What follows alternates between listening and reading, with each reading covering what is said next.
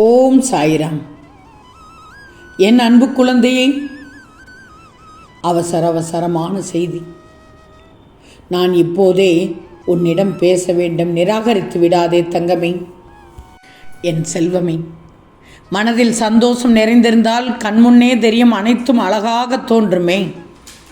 ஆனால் சொல்ல முடியாத சோகங்கள் உன்னிடத்தில் இருக்கிறது.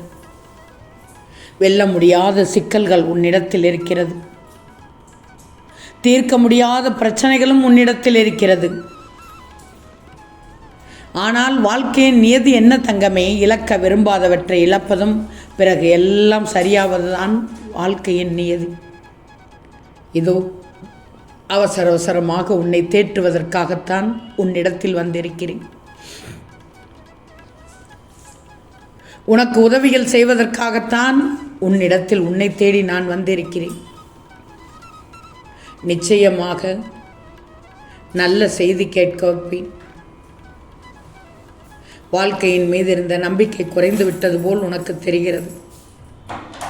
அதனால் தான் என்னவோ சுற்றி இருப்பவர்களை பார்த்தால் எரிச்சல் படுகிறாய், கோபப்படுகிறாய்.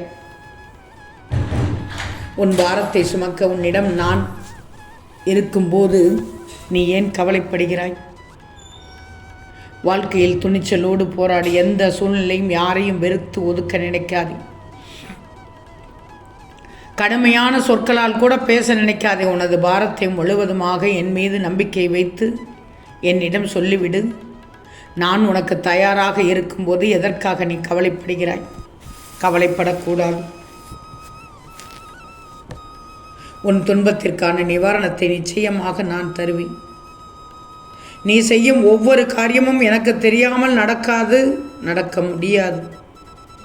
எதையும் நீ பொறுக்க முடியாமல் மனதில் தேவையற்ற கோணல் சிந்தனைகளை அசை போடுகிறாய். முதலில் அந்த மனக்குப்பைகளை மூட்டை கட்டி தூக்கி எறிந்துவிட. அப்போதுதான் உன்னால் உன் லட்சியத்தை பற்றியும் உன் வளர்ச்சி பற்றியும் நிச்சயமாக சிந்திக்க முடியும். கவலைப்பட்டதெல்லாம் போதும் நீக்கப்பட்ட கவலையெல்லாம். இனி உன் வாழ்க்கையில் அற்புதங்கள் நிகழ்வதற்கான காலகட்டத்தை நீ நெருங்கிவிட்டாய்.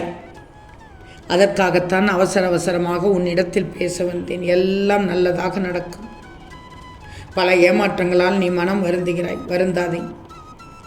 இந்த உலகில் ஏமாறாதவர்களே கிடையாது. ஏதோ ஒரு சூழ்நிலையில் யாரோ ஒருவர் இன்னொருவரை ஏமாற்றிக் கொண்டுதான் இருக்கிறார்கள். உண்மைதானே? எங்கோ ஒருவர் அல்ல, அங்கும் இங்கும் அல்ல, எல்லா இடத்திலும் இருக்கிறார்கள். இனிக்க பேசி திகட்ட பேசி அப்படியே கருத்துக்களை உள்வாங்கிவிட்டு தன் விஷயத்தை மட்டும் வெளியே சொல்லிக் கொள்ளாமல் உட்கருத்தை எடுத்துக்கொண்டு அவர்கள் சொல்லும் பேச்சுக்கள் இருக்கிறதே, அபாரம். உன்னிடத்தில் வேலை செய்பவர்கள் கூட இப்படித்தான் இருப்பார்கள். விஷயங்களை எல்லாம் கறந்து கொண்டு தன்னுடைய விஷயத்தை மட்டும், தன் வீட்டில் உள்ள நிகழ்வை மட்டும் கட்டி காத்து கொண்டு, ஆனால் பலனவர்களுக்கு என்ன கிடைத்தது? விதி என்ன செய்து விட்டது என்று பாருங்கள். நீ எப்படி இருக்கிறாய், அவர்கள் எப்படி இருக்கிறார்கள் என்று. நீ நன்றாக இருக்கிறாய் மகளே. நீ என் மகள், உண்மையாக இருக்கும் மகள். அவர்களோ சொல்லக்கூடாது, விட்டுவிடு. தான் மட்டும் நல்லா இருக்கணும், அடுத்தவர்கள் நன்றாக இருக்கக்கூடாது என்ற கொடியவர்கள் கையில் அல்லவா இத்தனை வருஷம் சிக்கி இருந்தாய். அவர்களைப் போல் நட்பு என்று அந்த நட்பை ஏற்று உன்னை மட்டம் தட்டி அழுத்தி கலங்கி பிசி எடுத்து உன்னை தூர எறிந்து விட்டார்கள். போதுபார். அவர்கள் இருந்து விடுபட்டவுடன் உனக்கே நல்ல விஷயங்கள் புரிபடும். நீ யாருக்கும் கற்றுக் கொடுத்தாயா இல்லையோ, நீ நிறைய பாடம் கற்றுக்கொண்டாய் உன் வேலையில் செய்யும் இடத்தில். இதுவரை நீ உத்தியோகம் பார்க்கிறாய் என்றால் உத்தியோகத்தில் எந்தவித பிரச்சனையும் இல்லாமல் ஒரு மனநிறைவோடு அலுவலகத்துக்கு சென்று வரக்கூடிய சூழ்நிலை உருவாக்கி தரப்போகிறேன். அல்லது ஒரு பொருளின் மீது நீ ஆசைப்பட்டாய் என்றால் அந்த ஆசை உடனே நடக்க செய்ய போகிறேன்.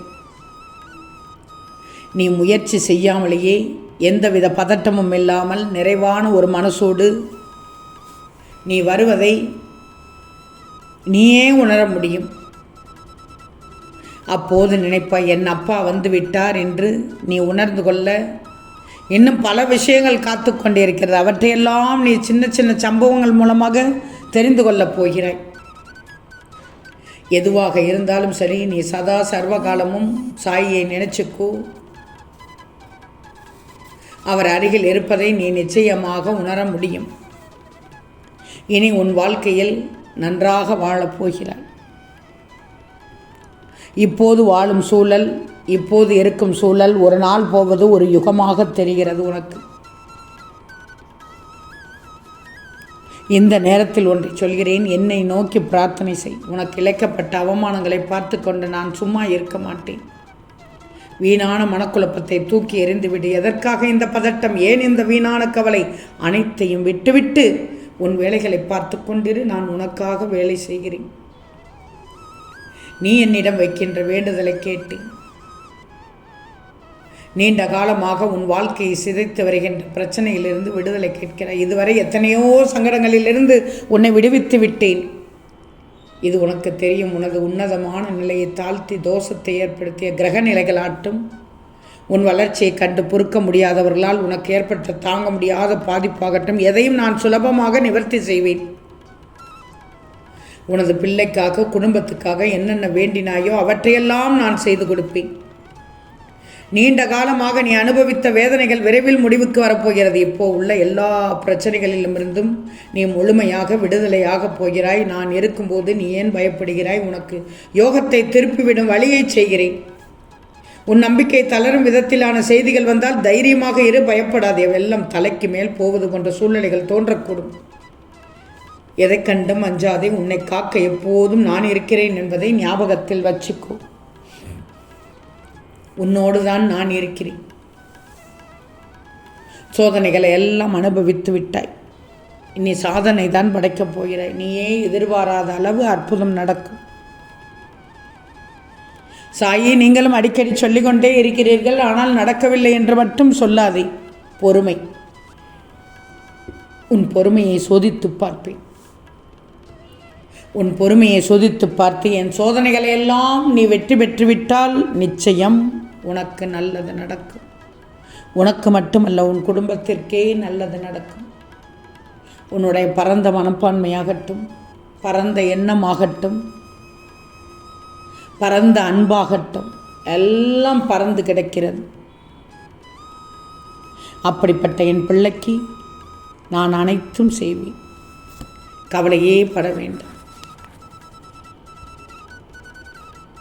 கவலைப்படக்கூடாது. நான் இருக்கிறேன் உனக்கு. ஓம் சாயிராம்.